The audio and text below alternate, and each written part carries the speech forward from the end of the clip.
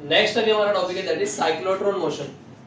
अभी cyclotron motion के अंदर हमें ये देखना है कि अगर फॉर एग्जांपल अगर यहाँ पर एक यूनिफॉर्म मैग्नेटिक फील्ड है, यूनिफॉर्म मैग्नेटिक फील्ड का मतलब है क्या कि ऐसा फील्ड जहां पर एवरी पॉइंट पे आपको क्या मिलेगा, सेम फील्ड ऑब्जर्व करने के लिए मिलेगा कि यहाँ का जो मैग्नेटिक फील्ड रहेगा वो यूनिफॉर्म रहेगा पूरे एरिया में, ठीक है। तो यहाँ पर लेट से ये इतने पूरे एरिया में यूनिफॉर्म मैग्नेटिक फील्ड है। अगर ये यूनिफॉर्म मैग्नेटिक फील्ड के अंदर अगर मैंने क्या कर दिया, एक चार्ज प्लेस किया जिसको हम लोग नाम देते हैं यहाँ पर चार्ज क्यू, और ये जो चार्ज क्यू है इसको मैंने क्या कर दिया, यहाँ पर मूव किया इन दिस डायरेक्शन। मतलब क्या कि यूनिफॉर्म मैग्नेटिक फील्ड के अंदर यहाँ पर क्या हो रहा है, एक चार्ज क्यू जो है वो क्या कर रहा है, मूव कर रहा है विद वेलोसिटी v पर। अभी यहाँ पर अगर आप देखोगे तो मेरा जो चार्ज है वो चार्ज कहाँ पर मूव कर रहा है, इन दिस डायरेक्शन, और उसका वेलोसिटी कितना है v पर। लेकिन उसके आजू बाजू में सराउंडिंग में क्या है, पूरा मैग्नेटिक फील्ड है। और हमने एक टर्म पढ़ा हुआ है कि जब भी कोई मूविंग चार्ज मैग्नेटिक फील्ड के अंदर घूमेगा तो वहां पर क्या होता है, उसके ऊपर मैग्नेटिक फोर्स अप्लाई होता है। लास्ट टाइम देखा ना कि अगर स्टेशनरी चार्ज रहेगा तो मैग्नेटिक फोर्स 0 होता है, और अगर मूविंग चार्ज रहेगा तो उसके ऊपर मैग्नेटिक फोर्स अप्लाई होता है। तो यहाँ पर जैसा ही ये चार्ज आगे जाने का ट्राई करता है, यहाँ का मैग्नेटिक फील्ड क्या करता है, उसके ऊपर फोर्स अप्लाई करता है। And due to this force ये जो चार्ज है वो सीधा जाने की जगह पर क्या होगा, थोड़ा सा ऐसा बेंड होके आगे जाएगा। अभी जैसे ही बेंड होगा वैसे वो फिर से आगे जाने का ट्राई करेगा, फिर से वो उसको बेंड करेगा, फिर से वो उसको बेंड करेगा। ऐसे करते करते क्या होगा, वो एक सर्कुलर पाथ फॉर्म करेगा। लेकिन ये सर्कुलर पाथ फॉर्म क्यों हुआ, बिकॉज जब भी आपका चार्ज सीधा जाने का ट्राई करेगा एट दैट टाइम क्या करेगा, मैग्नेटिक फोर्स उसको अंदर की तरफ खींचेगा। और ये अंदर की तरफ खींचेगा मतलब क्या खींचेगा, वो उसको टुवर्ड्स सेंटर खींचेगा। तो ये जो फोर्स अप्लाई हो रहा है जो सेंटर की तरफ जा रहा है, ये फोर्स कौन सा है आपका, तो दैट इज मैग्नेटिक फोर्स। तो यहाँ पर इन शॉर्ट आपको क्या समझ में आया कि जब भी यूनिफॉर्म मैग्नेटिक फील्ड के अंदर आपका चार्ज जो है, ये चार्ज अगर मूव करने का ट्राई करेगा तो भले वो सीधा भी जाने का ट्राई करेगा तो भी क्या होगा, उसका पाथ ऑटोमेटिकली सर्कुलर हो जाएगा, करेक्ट है। और ये जो सर्कुलर पाथ है, सर्कुलर पाथ क्यों हो रहा है, बिकॉज मैग्नेटिक फोर्स क्या करेगा, उसको सेंटर की तरफ खींचेगा। और आपने एक टर्म पढ़ा हुआ 10 में, सेंट्रीपिटल फोर्स, ग्रेविटेशन चैप्टर में था। ये सेंट्रीपिटल फोर्स का मतलब क्या होता है कि किसी भी सर्कुलर मूविंग ऑब्जेक्ट के अंदर एक फोर्स रहता है जो उसको सेंटर की तरफ खींचते रहता है कंटिन्यूअसली, और उसी फोर्स की वजह से क्या होता है, वो ऑब्जेक्ट सर्कुलर पाथ में घूमते रह सकता है। जैसे एग्जांपल, फॉर एग्जांपल अगर हमने एक धागा लिया और धागे को पत्थर बांध लिया और मैं उसको घुमाना चालू कर दिया हाथ में, मेरा हाथ क्या यहाँ पर भी सेंटर है और पत्थर क्या होगा, प्रॉपर सर्कुलर शेप में घूमेगा। अगर वो धागे से आपका पत्थर छूट गया तो फिर भी पत्थर गोल गोल घूमेगा क्या, तो पत्थर क्या होगा, एकदम सीधा आगे निकल जाएगा। मतलब वो गोल गोल कभी तक घूम रहा था जब तक धागा उसे अटैच था। तो जो धागा है वो धागा क्या कर रहा था, उसको सेंटर से अटैच करके रखने का काम कर रहा था ना। तो यहाँ पर धागा क्या काम कर रहा है, सेंट्रीपिटल फोर्स का, कि उसको सेंटर की तरफ खींचे रख रहा है। तो वैसे ही यहाँ पर इसको सेंटर की तरफ खींचे रखने का काम कौन कर रहा है, हमारा मैग्नेटिक फोर्स। तो इसका मतलब मैं यहाँ पर यह बोल सकता हूँ क्या कि यहाँ पर आपका जो मैग्नेटिक फोर्स है, ये magnetic force is equal to क्या होने वाला है, हमारा सेंट्रीपिटल फोर्स। कि हमारा मैग्नेटिक फोर्स से क्या काम कर रहा है, सेंट्रीपिटल फोर्स का काम कर रहा है।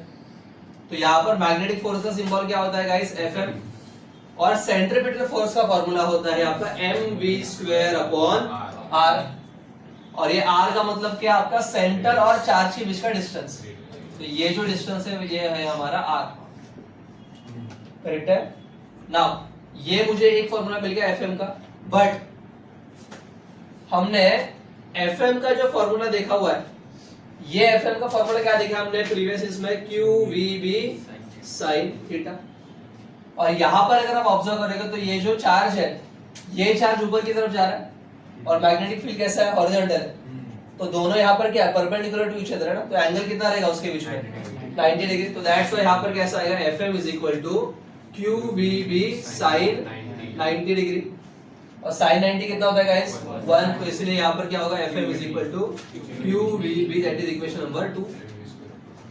अभी यहाँ पर देखोगे तो दोनों का LHS सेम है, और अगर LHS मैच हो रहा है इसका मतलब क्या रहेगा, उसका RHS भी same. So therefore from 1 and 2 क्या होने वाला है आपका, mv²/r इज इक्वल टू क्या होने वाला है आपका, QVB, करेक्ट है ना।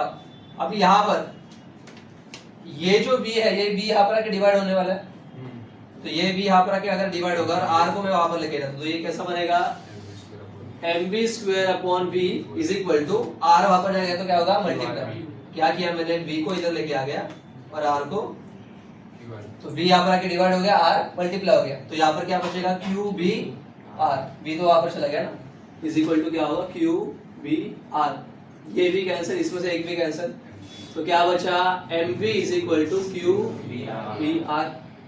और आपको 9-10 में कंसेप्ट था एक मोमेंटम करके, तो आपका मोमेंटम का फॉर्मूला क्या होता है मास इनटू वेलोसिटी, जिसका सिंबल क्या होता है p, तो यहाँ पर mv मतलब क्या है मेरा p is equal to q b r, reason क्या, because momentum is equal to mass into, और ये जो आपको फॉर्मूला मिला this formula is termed as cyclotron formula,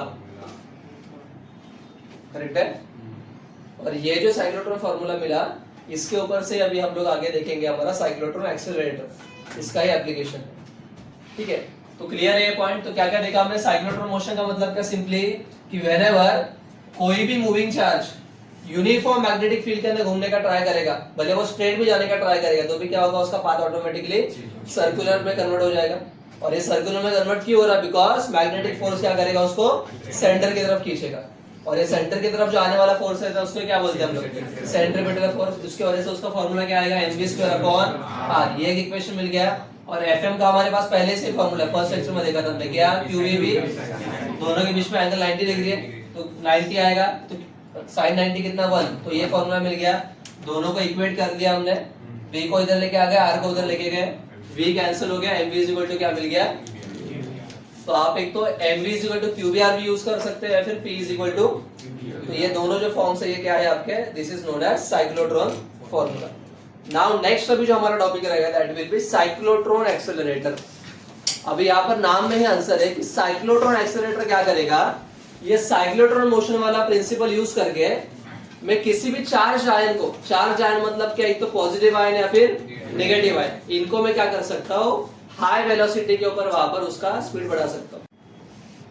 now next अभी हमारा टॉपिक है दैट इज साइक्लोट्रॉन एक्सेलरेटर। अब ये साइक्लोट्रॉन एक्सेलरेटर जो है इसका यूज कहां पर होता है कि फॉर एग्जांपल अगर आपके पास पॉजिटिव या फिर नेगेटिव आयन है और ये आयन को आपको क्या करना है एकदम हाई वेलोसिटी पे के ऊपर अगर किसी ऑब्जेक्ट के ऊपर बमबार्ड करना है, तो मेरे पास ऐसा कोई तो डिवाइस चाहिए कि जो क्या करेगा, ये आयन का स्पीड बढ़ाने का काम करेगा। हाथ से फेंक कर तो नहीं मार सकता आयन को कि ले लिया और जोर से फेंक के मार दिया, तो कुछ तो डिवाइस चाहिए जो क्या करेगा उसका स्पीड इंक्रीज करने का काम करेगा, तो वो काम कौन करेगा, हमारा साइक्लोट्रॉन एक्सेलरेटर, ठीक है। तो इसका वर्किंग डेरिवेशन दोनों भी इंपॉर्टेंट है, तो ध्यान से देखो यहाँ पर क्या होता है, इसका पहले कंस्ट्रक्शन समझ लो क्या रहेगा।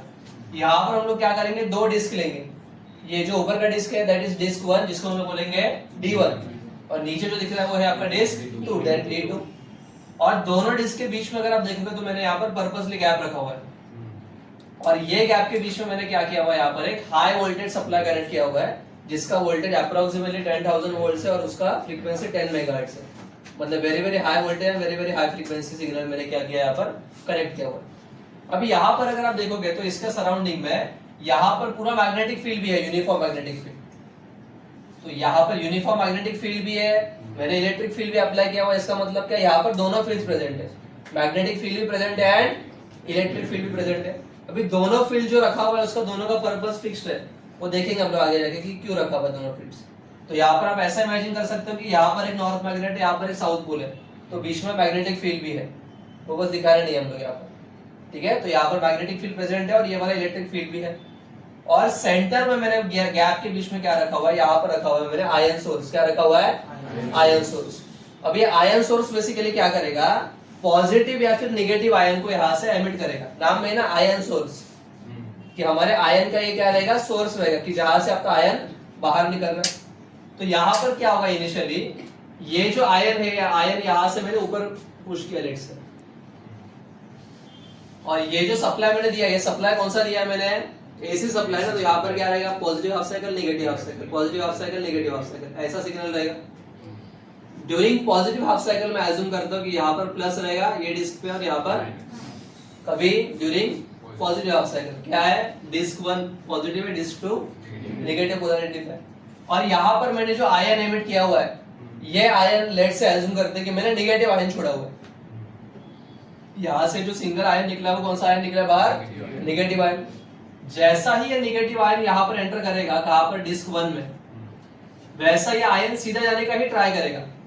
लेकिन क्या होगा, यहाँ पर क्या प्रेजेंट है आपका, मैग्नेटिक फील्ड है। और हमने अभी देखा था साइक्लोट्रॉन मोशन में कि जब भी कोई आयन या फिर चार्ज किसी भी यूनिफॉर्म मैग्नेटिक फील्ड में मूव करने का ट्राई करता है, तो यूनिफॉर्म मैग्नेटिक फील्ड क्या करता है, उसको सर्कुलर पाथ में कन्वर्ट कर देता है। तो ये भले कितना भी सीधा जाने का ट्राई करेगा, फिर भी क्या होगा, इसका शेप क्या हो जाएगा, ऐसा सर्कुलर हो जाएगा। लेकिन सर्कुलर होके जब भी वो रिटर्न आएगा तो उसको भी क्या करना पड़ेगा, यहाँ से यहाँ पर जंप करना पड़ेगा ना। लेकिन तब तक क्या हो जाएगा, ये जो प्लस साइकिल है कंप्लीट हो जाएगा, और अगला साइकिल कौन सा रहेगा, तो ड्यूरिंग नेगेटिव हाफ साइकिल क्या होगा, पोलैरिटी उल्टा होता है ना, यहाँ पर माइनस हो जाएगा, यहाँ पर same as full wave rectifier, याद है ना, उसमें भी वही होता था, प्लस हाफ साइकिल में ए पॉजिटिव होता था, बी, और नेगेटिव में ए नेगेटिव होता था, बी पॉजिटिव होता था। यहाँ पर भी सेम हो रहा है, पोलैरिटी क्या हो गया अभी, यहाँ पर मैंने जो आयन छोड़ा है वो कौन सा है, तो जैसा ही नेगेटिव आयन यहाँ पर जंप करेगा तब तक क्या होगा, इसका पोलैरिटी बदल गया। नीचे भी कौन सा साइन है, तो ये जो पॉजिटिव चार्ज है, पॉजिटिव चार्ज क्या करेगा, नेगेटिव आयन को जोर से खींचेगा कि उसको पुश करेगा। बिकॉज हमने क्या पढ़ा हुआ है, न्यूटन बाबा क्या बोलता है, अपोजिट अट्रैक्ट ईच अदर। तो ये नेगेटिव आयन जो है इसको कौन अट्रैक्ट करेगा, हमारा पॉजिटिव चार्ज अट्रैक्ट करेगा। और ये अट्रैक्शन की वजह से क्या होगा, आपका जो आयन है वो एकदम हाई स्पीड में नीचे गिरेगा। नीचे गिरेगा मतलब उसको नीचे की तरफ खींच लेगा। मतलब यहाँ पर जब उसने उसको नीचे खींचा तो उसका वेलोसिटी बढ़ा कि कम हुआ, इसका मतलब ही क्या कि जब भी यहाँ से यहाँ पर जंप करेगा एट दैट टाइम क्या होगा, उसका वेलोसिटी जो है वो क्या होगा, एक्सेलरेट होगा। हो गया एक्सेलरेट। अभी कहाँ पर आ गया हमारा ये, यहाँ पर आने के बाद भी अभी वही दिक्कत है। क्या दिक्कत है कि यहाँ पर फिर से क्या है हमारा मैग्नेटिक फील्ड, और मैग्नेटिक फील्ड की वजह से क्या होगा, इसका पाथ अगेन क्या हो जाएगा, सर्कुलर हो जाएगा। और जैसे ही वो यहाँ से यहाँ पर जंप करने के लिए जाएगा तब तक हमारा कौन सा साइकिल आएगा, और पॉजिटिव साइकिल के टाइम पे क्या होता है, यहाँ पर प्लस, यहाँ पर, तो फिर से जब भी वो जंप करेगा तभी ऊपर प्लस है, ये प्लस क्या करेगा, उसको और स्पीड के साथ खींच लेगा ऊपर, फिर से उसका वेलोसिटी क्या हो गया, एक्सेलरेट हो। मतलब यहाँ पर आपने एक चीज नोटिस किया रहेगा, जब भी वो गैप में से पास हो रहा है, भले वो नीचे जा रहा है या फिर ऊपर जा रहा है, तो तभी क्या हो रहा है, उसका वेलोसिटी बढ़ रहा है। और ये गैप के बीच में कौन सा फील्ड है, इलेक्ट्रिक फील्ड। मतलब ये हमारा इलेक्ट्रिक फील्ड यहाँ पर क्या काम कर रहा है, आयन को एक्सेलरेट करने का काम कर रहा है। मतलब क्या, उसका वेलोसिटी बढ़ाने का ट्राई कर रहा है। और जो मैग्नेटिक फील्ड है वो क्या कर रहा है, उसको सर्कुलर पाथ में रखने का ट्राई कर रहा है। अगर मैग्नेटिक फील्ड नहीं रहेगा यहाँ पर तो क्या होगा, आयन सीधा निकल जाएगा बाहर। वो सर्कुलर शेप में क्यों आ रहा है, ड्यू टू, तो इसलिए यहाँ पर दोनों फील्ड रखा हुआ है। इसका काम सर्कुलर पाथ में रखना है, इसका काम आयन को एक्सेलरेट करना है। क्लियर है, दोनों का फंक्शन क्या है वो। देन जैसे ही यहाँ पर आएगा अगेन वही सेम सर्कुलर पाथ हो जाएगा। यहाँ पर आते आते फिर से पोलैरिटी चेंज होगा, फिर से एक्सेलरेट होगा। और ऐसे करते करते जब भी हमारा डिजायर्ड वेलोसिटी आएगा एट दैट टाइम क्या करेंगे हम लोग, उसको यहाँ से एग्जिट करके बाहर फेंक देंगे। तो यहाँ पर सिंपल लॉजिक क्या है, जितने वो चक्कर काटेगा यहाँ पर उतना उसका वेलोसिटी क्या होगा, बढ़ते जाएगा। बिकॉज़ एवरी हाफ राउंड में उसका जो वेलोसिटी है वो क्या हो रहा है, एक्सेलरेट हो रहा है। फुल राउंड में भी नहीं, हाफ राउंड में देखो ना, ये आधा चक्कर काटा वेलोसिटी बढ़ गया, फिर बचा आधा चक्कर काटा वेलोसिटी बढ़ गया। मतलब एवरी हाफ साइकिल में क्या हो रहा है, उसका वेलोसिटी इंक्रीज होते जा रहा है। तो आपका जैसा रिक्वायरमेंट रहेगा वो हिसाब से आप क्या कर सकते हो, उसको रोटेट करके रख सकते हो। और इसी तरीके से क्या होता है, आपका ये जो वेलोसिटी है इसका, ये वेलोसिटी क्या होगा, यहाँ पर एक्सेलरेट होगा और फिर आप उसको बाहर की तरफ एमिट करोगे। लेकिन यहाँ पर एक चीज है कि ये जो आपका पोलैरिटी चेंज हो रहा है, ये एग्जैक्टली जब भी वो जंप कर रहा है तभी उसका पोलैरिटी चेंज होना भी बहुत जरूरी है। सारा खेल किसका है, ये वोल्टेज का है ना। अगर प्रॉपर पोलैरिटी पे अगर वो स्विच करेगा तभी जाके वो एक्सेलरेशन होने वाला है, करेक्ट है। तो दैट्स व्हाई हमें इसका जो फ्रीक्वेंसी है, ये फ्रीक्वेंसी प्रॉपर्ली सेट करना पड़ता है, जिसको हम लोग बोलते हैं रेजोनेंस कंडीशन। वो भी देखेंगे हम लोग कैसा होता है। तो ये ऑपरेशन पूरा क्लियर है कैसा होता है वो, ठीक है। तो ये है आपका साइक्लोट्रॉन एक्सेलरेटर का पूरा ऑपरेशन की वो एग्जैक्टली वर्क कैसा करता है। तो क्या क्या देखा आपने, फिर से एक बार देखो क्या देखा। पहला कंस्ट्रक्शन में क्या क्या, यहाँ पर दो डिस्क है, एक D1 एक, और दोनों डिस्क के बीच में गैप रखा हुआ है। गैप के बीच में क्या लगाया हुआ है, हाई वोल्टेज सप्लाई लगा हुआ है, जिसका वोल्टेज अप्रोक्सीमेटली 10,000 वोल्ट और फ्रीक्वेंसी रहता है 10 मेगाहर्ट्ज का, करेक्ट है। नाउ और सेंटर में क्या रखा गया है, यहाँ पर ये जो रखा है ये है आपका आयन का सोर्स। तो ये जो आयन सोर्स है वो क्या करेगा, आयन को एमिट करेगा। एक तो पॉजिटिव आयन भी हो सकता है, फिर नेगेटिव आयन, किसको भी एमिट कर सकते हो। पॉजिटिव आयन जैसे ऊपर जाने का ट्राई करेगा वैसे मैग्नेटिक फील्ड की वजह से क्या होगा, वो फिर से सर्कुलर शेप में आ जाएगा। और जैसे ही वो यहाँ पर जंप करने के लिए जाएगा तभी क्या होगा, पोलैरिटी चेंज होगा। और नीचे का नेगेटिव चार्ज क्या करेगा, उसको हाई स्पीड के साथ नीचे खींचेगा। फिर यहाँ पर आएगा, फिर वो सर्कुलर पाथ ले लेगा। फिर जब ऊपर जाने का ट्राई करेगा फिर से क्या होगा, पोलैरिटी उसका चेंज होगा और फिर से क्या होगा, उसका वेलोसिटी बढ़ेगा। तो जितने बार वो ये गैप को क्रॉस करेगा उतने बार क्या होगा, उसका वेलोसिटी इंक्रीज होगा। ठीक है, और यही वेलोसिटी बढ़ने की वजह से इसको नाम पड़ गया है साइक्लोट्रॉन एक्सेलरेटर, बिकॉज ये वेलोसिटी एक्सेलरेट करने का काम करता है ना। एक्सेलरेशन का मतलब क्या, वेलोसिटी चेंज हो रहा है ना, तो यहाँ पर क्या होगा, वेलोसिटी बढ़ रहा है। ठीक है ना। अभी देखेंगे कि ये जो एक्सेलरेटर है इसका हम लोग वैल्यू कैसे फाइंड आउट कर सकते हैं, वो देखते हैं। उसका रेजोनेंट कंडीशन कैसे होता है, क्या होता है, वो देखते हैं। सो यहाँ पर इसका भी कुछ काम नहीं है।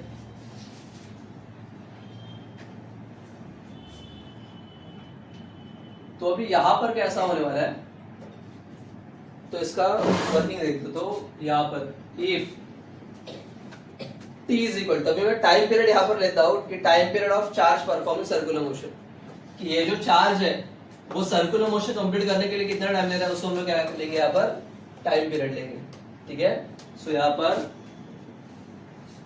ये जो t है, ये t को मैं अज्यूम करता हूँ टाइम पीरियड ऑफ चार्ज। कौन सा चार्ज, जो सर्कुलर मोशन परफॉर्म कर रहा है, परफॉर्मिंग सर्कुलर मोशन। ठीक है, लेकिन हमारे पास वेलोसिटी का जनरल फॉर्मूला क्या है, velocity is equal to displacement upon time या फिर डिस्टेंस अपॉन टाइम। ये टाइम वहां पर जाएगा, वेलोसिटी यहाँ पर आएगा। क्यों, मुझे टाइम का फॉर्मूला निकालना है। तो कैसा होगा, t is equal to distance upon velocity. So t is equal to, अभी आपका जो ऑब्जेक्ट है कौन सा पाथ कवर कर रहा है, सर्कुलर पाथ। मतलब क्या, वो ऐसा सर्कुलर शेप में घूम रहा है। तो अगर चालू यहां से हो रहा है तो खत्म भी वहां पर ही हो रहा है सर्कुलर मोशन। तो वो डिस्टेंस कितना कवर करेगा, सर्कल के लेंथ कितना ना, और सर्कल का लेंथ मतलब क्या होता है, उसका सरकमफेरेंस, मतलब कितना 2 पाई। तो वो डिस्टेंस कितना कवर कर रहा है सर्कल के, सरकमफेरेंस कितना, that is 2 pi upon velocity कितना रहेगा v। बट हमारे पास वेलोसिटी का फॉर्मूला था, साइक्लोट्रॉन फॉर्मूला के टाइम पे हमने निकाला था v का फॉर्मूला। ठीक है, तो वो v का फॉर्मूला में क्या कर सकता हूँ, यहाँ पर सब्स्टिट्यूट कर सकता हूँ। तो वही करना है अभी हमें आगे। सो यहाँ पर हमने देखा था कि आपका बाय साइक्लोट्रॉन फॉर्मूला क्या देखा था, mv is equal to qbr। ये m वहां पर जाके क्या होगा, डिवाइड होगा। तो क्या होगा, v is equal to qbr upon m। तो ये जो वैल्यू है वो कहां पर पुट कर सकते हैं हम लोग, v के जगह पर। ठीक है, तो इसको इक्वेशन में 1 लेते हैं। So putting value of v in equation 1, तो क्या होगा, वैल्यू पुट करेंगे तो t is equal to 2 pi r upon v के जगह पर क्या आएगा गाइस, आपका qbr अपॉन m। ये r r कैंसिल होगा, m डिनोमिनेटर में वो क्या हो जाएगा, ऊपर चला जाएगा। तो क्या होगा, t is equal to 2 pi m upon qb। लेकिन मुझे निकालना है इसका फ्रीक्वेंसी कितना रखना है। तो फ्रीक्वेंसी का फॉर्मूला क्या रहता है, 1 अपॉन टाइम पीरियड, मतलब टाइम का रेसिप्रोकल लेंगे तो क्या मिलता है, फ्रीक्वेंसी। सो यहाँ पर but fc is equal to 1 upon 2, fc मतलब का साइक्लोट्रॉन फ्रीक्वेंसी कितना रहेगा, 1 अपॉन टाइम पीरियड। t का फॉर्मूला मिला है मुझे। तो यहाँ पर क्या होगा, fc is equal to 1 upon 2 pi b m upon qb। qb ऊपर जाएगा, उल्टा होगा ना यहाँ पर। सो qb अपॉन 2 पाई m।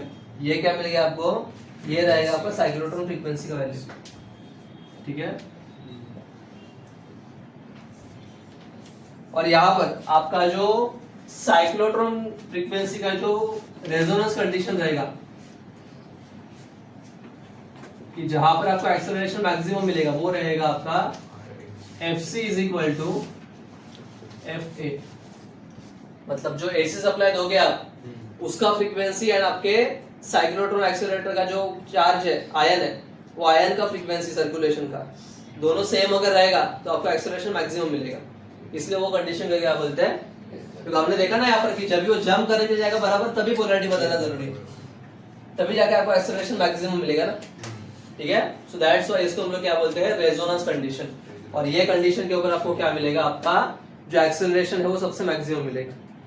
और यहाँ पर अगर आप चीज एक देखोगे कि ये जो डिस्क है, ये डिस्क पूरा क्लोज्ड है, अंदर से हॉलो है, पूरा क्लोज्ड है पूरा।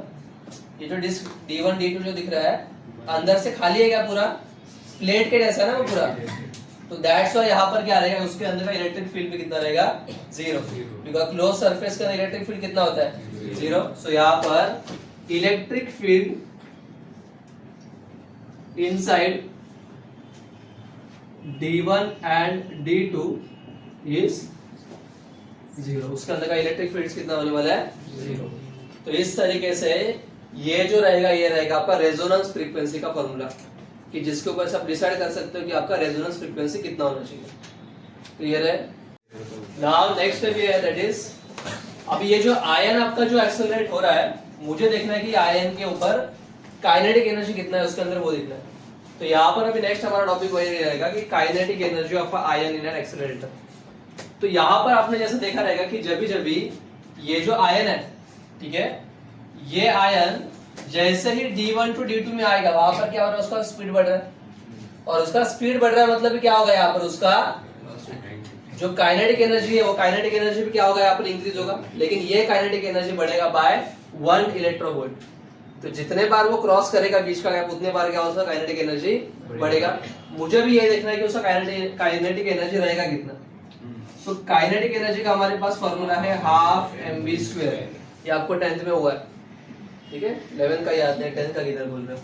तो हाफ mv², लेकिन हमारे पास इसमें से वेलोसिटी का फॉर्मूला है ऑलरेडी, ठीक है। सो बट हमारे पास जो वेलोसिटी है, v का हमने फॉर्मूला देखा था क्या, qbr/m, करेक्ट है। तो but v is equal to क्या होता है, qbr/m। So kinetic energy is equal to क्या रहेगा, हाफ m, v के जगह पर क्या आएगा, ये qbr/m का स्क्वायर, और जब ये स्क्वायर होगा तो क्या होगा, सबका ही स्क्वायर हो जाएगा। So half m into q² b² r²/m², तो ये m और इसमें से एक m चला जाएगा, तो क्या बचे काइनेटिक एनर्जी आपके पास, आपके आवाज यहाँ पर q² b² r²/2m। लेकिन यहाँ पर अगर आप एक चीज ऑब्जर्व करोगे तो ये जो आपका पार्ट है पूरा r² को छोड़ के, ये सारा पार्ट कांस्टेंट है। जो चार्ज है, आयन है, उसके ऊपर का चार्ज चेंज होने वाला है क्या, वो तो कांस्टेंट ही है। देन मैग्नेटिक फील्ड तो हमने देखा था, यूनिफॉर्म मैग्नेटिक फील्ड है, वो तो फिक्स्ड ही है। देन ये 2 तो कांस्टेंट ही है। मास जो है, मास भी कांस्टेंट है, लेकिन रेडियस कांस्टेंट नहीं है यहाँ पर। क्यों? बिकॉज एवरी राउंड के बाद क्या हो रहा है, रेडियस बड़ा होते जा रहा है ना, तो रेडियस यहाँ पर फिक्स रह रहा है क्या। रेडियस फिक्स कभी होता था कि अगर वो ऐसा घूमता था एक ही सर्कल में, तो रेडियस फिक्स होता था। लेकिन यहाँ पर ये जो मोशन है, ये साइक्लिकल मोशन है ना, कि उसका रेडियस क्या होते जा रहा है, तो दैट्स व्हाई यहाँ पर जो रेडियस है वो आपको कांस्टेंट है क्या, नहीं। तो इसके ऊपर से मैं ये कंक्लूड कर सकता हूँ कि ये kinetic energy is equal to constant into r², और इज इक्वल टू और कांस्टेंट आता है कि वहां पर क्या सिंबल आता है हमेशा, प्रोपोर्शनलिटी का। तो दैट्स व्हाई हमारा जो काइनेटिक एनर्जी है, it is proportional to r², लेकिन कौन सा, तो r एग्जिट वाला स्क्वायर। अब ये r एग्जिट का मतलब क्या, सबसे लास्ट वाला जो रेडियस रहेगा, कि जो रेडियस पे आपका आयन क्या हो रहा है, साइक्लोट्रॉन से एग्जिट हो रहा है, वो रेडियस को हम लोग क्या बोलेंगे, r एग्जिट, मतलब सबसे लास्ट वाला ऑर्बिट, कि जहां पर वो बाहर निकल रहा है, ठीक है। तो इसका मतलब काइनेटिक एनर्जी टोटली डिपेंडेंट है किसके ऊपर, रेडियस के ऊपर। ऑब्वियस सी बात है, जितने ज्यादा राउंड्स मारेगा उतने बार क्या होगा, उसका स्पीड भी बढ़ेगा, ठीक है। कि जैसा आप लोग वो खेतों के अंदर क्या यूज करते हैं, पंचों को ये करने के लिए, गोफन बोलते हैं मराठी में, हिंदी में मालूम नहीं क्या बोलते हैं, तो वो यूज करते हैं। उसमें भी सिंपली क्या रहता है, रस्सी के आगे आपका पत्थर टंगा हुआ रहता है, उसको गोल गोल गोल गोल घुमा के फिर एक इसमें फेंक देते हैं। तो वो गोल गोल घुमाने का पर्पस क्या रहता है कि जितने बार आप घुमाओगे उतने बार आपका वेलोसिटी का आपको फ्लो ज्यादा मिलता है, और जैसे ही ज्यादा मिलेगा वो वैसे आप फेंक दोगे तो वो दूर तक चला जाता है। ओलंपिक्स में भी देखो वो एक गेम रहता है, ठीक है, कि जिसके अंदर सेम ही रहता है कि वहां पर भी क्या रहता है कि आपका जो वेट रहता है वो टंगा रहता है, वो प्लेयर गोल गोल गोल गोल घूम के फिर एक ही टाइम पे फेंक देता है। तो वो राउंड जो मारता है वो क्यों मारता है, डायरेक्टली ऐसे भी तो फेंक सकता है ना, वो ज्यादा दूर तक जाएगा क्या, लेकिन जब भी वो राउंड्स लेता है घूमता है तो उसको क्या मिलता है, इनर्शिया मिलता है ना, ठीक है, और फिर वो जब भी वेलोसिटी एप्रोप्रिएट वैल्यू पे आ जाएगा फिर वो उसको थ्रो करता है। तो सेम यहाँ पर भी वो जितने बार घूम रहा है उतने बार क्या हो रहा है, उसका वेलोसिटी बढ़ रहा है, तो इसलिए डिपेंड रहता है आपके रेडियस के ऊपर। तो that's why kinetic energy is directly proportional to the last orbit का स्क्वायर, तो लास्ट रेडियस का स्क्वायर। क्लियर है? तो इस तरीके से आपको काइनेटिक एनर्जी भी आपको मिलता है। नेक्स्ट अभी जो टॉपिक रहेगा वो रहेगा हमारा उसका यूजेस एंड लिमिटेशंस क्या क्या है, कि ये जो एक्सेलरेटर है ये यूज कहां पर होता है और इसके अंदर लिमिटेशंस क्या क्या है वो देखेंगे। नेक्स्ट अभी हमारा that is uses of cyclotron accelerator. अब ये साइक्लोट्रॉन एक्सेलरेटर का यूजेस कहां पर होता है वो अभी हम लोग देखेंगे। सबसे पहले अगर फर्स्ट यूज देखोगे वहां पर तो क्या दिया है, it provides high energy particle beams which are used in studying the particle matter interaction as well as medical treatment of certain tumors or diseases। कि एक्सेलरेटर बेसिकली क्या करता है, किसी भी चार्ज आयन को एकदम हाई स्पीड के साथ बम्बार्ड करता है सामने वाले ऑब्जेक्ट के ऊपर। तो अगर मुझे आयन और मैटर दोनों के बीच में स्ट्राइकिंग के बाद कैसा इंटरेक्शन होता है ये अगर स्टडी करना है तो उसके लिए मुझे इसका यूज होगा। क्यों, ये क्या कर रहा है, आयन को एकदम हाई स्पीड के साथ बम्बार्ड कर रहा है ना सामने वाले ऑब्जेक्ट के ऊपर, तो वो स्टडी करने के लिए कोई तो डिवाइस चाहिए जो उसको हाई स्पीड के साथ भेजेगा, तो उसके लिए इसका यूज है।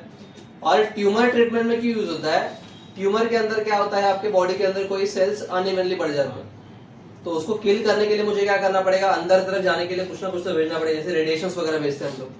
तो वहां पर भी हम लोग क्या कर सकते हैं, एकदम हाई स्पीड में वो चार्ज आयंस को भेज सकते हैं ताकि वो क्या हो जाए, आपके बॉडी के अंदर पेनिट्रेट होके वो सेल्स तक जा पाए और वहां पर जाके वो उसको किल कर पाए। तो वहां पर बिना सर्जरी के भी ट्रीटमेंट हो सकता है, ठीक है, तो वहां पर एक यूज है। दूसरा उसका यूज है that is used in nuclear reactions. मुझे बता न्यूक्लियर रिएक्शंस में क्यों यूज होता है, आपने देखा था 10th के अंदर था आपको न्यूक्लियर फिजन का रिएक्शन, कि नॉर्मली क्या होता है कि यूरेनियम 235 जो है ये एक स्टेबल एलिमेंट है, लेकिन जैसा ही उसके ऊपर हम लोग कोई भी आयन बम्बार्ड करेंगे, आयन बम्बार्ड करेंगे मतलब क्या, यूरेनियम 235 का एटम है, उसके ऊपर जैसे ही बाहर से आयन जो आके स्ट्राइक होगा, वो स्ट्राइकिंग के बाद क्या हो जाता है, यूरेनियम 235 जो है ये कन्वर्ट होता है आपका यूरेनियम 236 के अंदर जो कि अनस्टेबल होता है। और ये इतना अनस्टेबल होता है कि ये क्या कर लेते हैं, खुद को डिवाइड करते हैं अलग अलग पार्ट्स में, क्रिप्टॉन वगैरह वो सब था ना, और उसके साथ साथ उसमें से क्या निकलेगा, 2 मेगा इलेक्ट्रोवोल्ट एनर्जी निकलता है, और इसके साथ साथ 3 न्यूट्रॉन्स भी निकलते हैं। फिर वो चेन रिएक्शन आगे चलते रहता है, लेकिन रिएक्शन स्टार्ट करने के लिए इनिशियली मुझे क्या करना रहता है, किसी भी आयन को उसके ऊपर जोर से बम्बार्ड करना पड़ता है, स्ट्राइक करना पड़ता है। और ये आयन को उसको बम्बार्ड करने के लिए किसका यूज करेंगे हम लोग, फिर से साइक्लोट्रॉन एक्सेलरेटर का, बिकॉज़ उसका काम ही वो है ना, आयन को हाई स्पीड में सामने वाले ऑब्जेक्ट के ऊपर बम्बार्ड करना। तो ये दूसरा यूज है। थर्ड यूज क्या होता है, it is used to insert ions in solids, कि अगर किसी सॉलिड मैटर के अंदर मुझे क्या करना है, आयन को उसके अंदर तक पेनिट्रेट करना है, तो उसके लिए अगेन वही यूज करेंगे कि आयन को हम लोग क्या करेंगे, सॉलिड के ऊपर जोर से बम्बार्ड करेंगे। वो इतना जोर से बम्बार्ड होगा कि क्या होगा, उसके अंदर पेनिट्रेट होके पूरा अंदर तक डिसोसिएट हो जाएगा वो। तो ये 3 यूजर्स है उसके। और उसका लिमिटेशंस अगर देखने के लिए जाएंगे तो उसका जो पहला लिमिटेशन है that is it can not accelerate अनचार्ज particle. ये सबसे बड़ा प्रॉब्लम है। आपने यहां पर देखा कि अगर निगेटिव आयन रहेगा तो उसको प्लस नीचे खींचेगा, अगर पॉजिटिव आयन यूज करूंगा तो उसको निगेटिव नीचे खींच लेगा। अगर मैंने यहाँ पर कोई न्यूट्रल आयन छोड़ दिया, न्यूट्रल आयन का मतलब जिसके ऊपर ना पॉजिटिव आयन है ना निगेटिव चार्ज है, तो वो केस में जैसा ही वो यहां से यहाँ पर जंप करने का ट्राई करेगा, नीचे प्लस होने दो या फिर माइनस होने दो, वो उसको अट्रैक्ट करेगा क्या? अनचार्ज पार्टिकल जो रहता है किसको नहीं चाहिए रहता, प्लस चार्ज को इलेक्ट्रॉन चाहिए रहता है, नेगेटिव चार्ज को प्रोटॉन चाहिए रहता है, उनको एक दूसरे का जरूरत है। अनचार्ज पार्टिकल जो रहता है वो बेचारा ऐसा है कि जिसको कोई भी नहीं चाहिए, मतलब वो किसको नहीं चाहिए, करेक्ट है। तो दैट्स व्हाई अनचार्ज पार्टिकल अगर रहेगा तो उसका अट्रैक्शन ही नहीं होगा, और अगर अट्रैक्शन ही नहीं होगा तो क्या होगा, अगर अट्रैक्शन ही नहीं होगा तो उसका स्पीड बढ़ेगा क्या? तो दैट्स व्हाई ये पहला ड्रॉबैक है क्या कि इसके अंदर अनचार्ज पार्टिकल का वेलोसिटी आप एक्सेलरेट नहीं कर सकते। सेकंड डिसएडवांटेज क्या है उसका, that is charge particle can not move with the speed beyond certain limit in cyclotron. इसके अंदर स्पीड तो बढ़ता है आफ्टर एवरी रोटेशन, लेकिन ये स्पीड बढ़ने का भी लिमिटेशन है ना। मतलब एक पर्टिकुलर लिमिट तक आप क्या कर सकते हैं, आपको वेलोसिटी इंक्रीज कर सकते हो, उसके आगे नहीं। और तीसरा इसका ड्रॉबैक है कि आप यहाँ पर इलेक्ट्रॉन को जनरली यहाँ पर यूज नहीं करते। अभी देखने जाएंगे तो इलेक्ट्रॉन को यहाँ पर मैं डालूंगा, उसका भी स्पीड बढ़ेगा नो डाउट, लेकिन प्रॉब्लम क्या होता है, पहला तो इलेक्ट्रॉन का साइज बहुत छोटा है। अभी छोटा साइज होने के कारण क्या होता है, ऑब्जेक्ट का साइज जितना छोटा रहेगा उसका स्पीड उतना ही ताकत से हम लोग बढ़ा सकते हैं ना। अगर मैंने क्या किया, एकदम बड़ा मैग्नेट लिया, उसके सामने एकदम छोटा सा मेटल का टुकड़ा लिया, वो मैग्नेट क्या करेगा, उसको एकदम हाई स्पीड से अपनी तरफ खींच लेगा ना, क्योंकि वो ऑब्जेक्ट छोटा है, उसका स्पीड बढ़ाना बहुत सिंपल रहता है। वैसे इलेक्ट्रॉन इतना छोटा रहता है कि उसका स्पीड इतना बढ़ता है कि वो कंट्रोल के बाहर चला जाता है। आयंस का स्पीड अगर कंट्रोल के बाहर अगर ज्यादा स्पीड बढ़ जाएगा, एक पर्टिकुलर स्पीड तक हम लोग आयंस का स्पीड कंट्रोल कर सकते हैं ना, अगर वो हमारे कंट्रोल के बाहर चला गया तो क्या हो जाएगा, वो किधर भी डिसोसिएट हो जाएगा। तो इसीलिए जनरली क्या करते हैं, यहाँ पर इलेक्ट्रॉन को यूज करते हैं, बाकी किसी नेगेटिव आयन को यूज कर लेंगे जिसका साइज थोड़ा बड़ा रहेगा, बिकॉज साइज बड़ा रहेगा तो क्या होगा, उसका स्पीड बढ़ेगा, लेकिन इतना फास्ट बढ़ेगा क्या, जितना इलेक्ट्रॉन का बढ़ेगा नहीं। तो यही रीजन है जिसकी वजह से क्या होता है, यहाँ पर आपका जो इलेक्ट्रॉन है, इलेक्ट्रॉन को हम लोग यहाँ पर यूज करते हैं नहीं है।